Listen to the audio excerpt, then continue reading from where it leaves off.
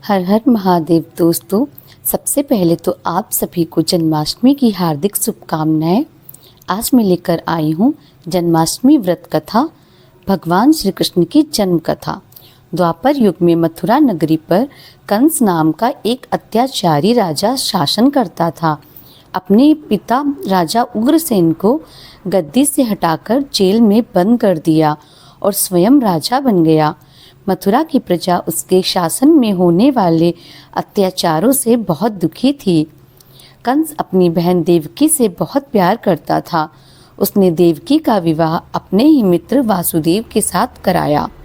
जब कंस देवकी और वासुदेव को उनके राज्य लेकर जा रहा था, तभी एक आकाशवाणी हुई, हे कंस, जिस बहन को तू उसके ससुराल छोड़ने जा रहा है, उसके गर्भ से पैदा होने वाली 8वीं संतान तेरी मौत का कारण बनेगी। आकाशवाणी सुनकर कंस क्रोधित हो उठा और वासुदेव को मारने बढ़ा। तब देवकी ने अपने पति के प्राणों की रक्षा के लिए अपने भाई कंस से कहा कि वह उसके पति को ना मारे। उनकी जो भी संतान जन्म लेगी उनको वो कंस को सौंप देंगी। कंस ने बहन की बात मान ली और दोनों को कारागार में बंद कर दिया। कारागार में देवकी ने एक एक करके 7 बच्चों को जन्म दिया, लेकिन कंस ने उन सभी बच्चों को जन्म लेते ही मार डाला। हालांकि 7वीं संतान के रूप में जन्मे शेष के अवतार बलराम को योग माया ने संकर्षित कर माता रोहिणी के गर्भ में पहुंचा दिया था। इसलिए बलराम जी को संकर्षण भी कहा जाता है।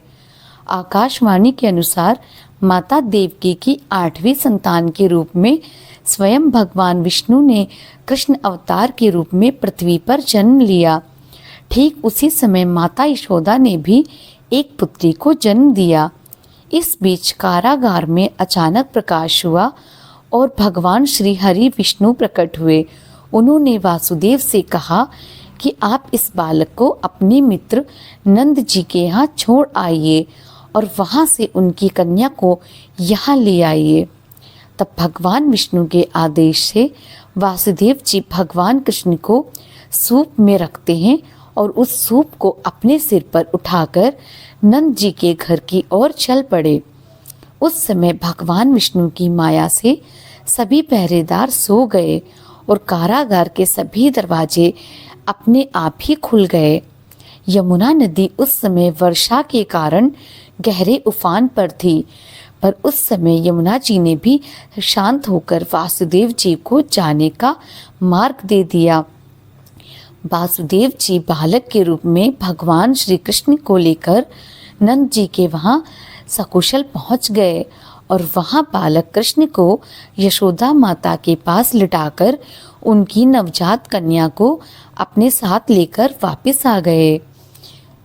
जब कंस को देवकी की 8वीं संतान के जन्म की सूचना मिली, तब वह तत्काल कारागार में कन्या की हत्या करने के लिए आया और उस कन्या को देवकी माता से छीनकर पृथ्वी पर पटकने का प्रयास करने लगा। लेकिन वह कन्या कंस के हाथों से छूटकर आसमान की ओर जाने लगी। तब उस कन्या ने कहा, हे मूर्ख कंस, तुझे मारने वाला जन्म ले चुका है और वह वृंदावन पहुंच गया है। अब तुझे जल्द ही तेरे पापों का दंड मिलेगा। माता यशोदा की वह कन्या कोई और नहीं बल्कि स्वयं योग माया थी। यह आकाशवाणी सुनकर कंस डर गया और राक्षसों को गोकुल भेजकर कान्हा को मारने की कोशिश की, लेकिन श्री कृष्ण ने सभी राक्षसों को एक एक करके मार दिया और उसके बाद भगवान विष्णु अवतार श्री कृष्ण जी ने कंस का भी वध कर दिया। तो इस तरह से जन्माष्टमी व्रत की कथा यहीं समाप्त होती है। अगर आपको मेरी कथा पसंद आई हो तो प्लीज़ लाइक कीजिए और भी अच्छी अच्छी कहानी सुनने के लिए मेरे चैनल को सब्सक्राइब कीजिए। हर हर महादेव।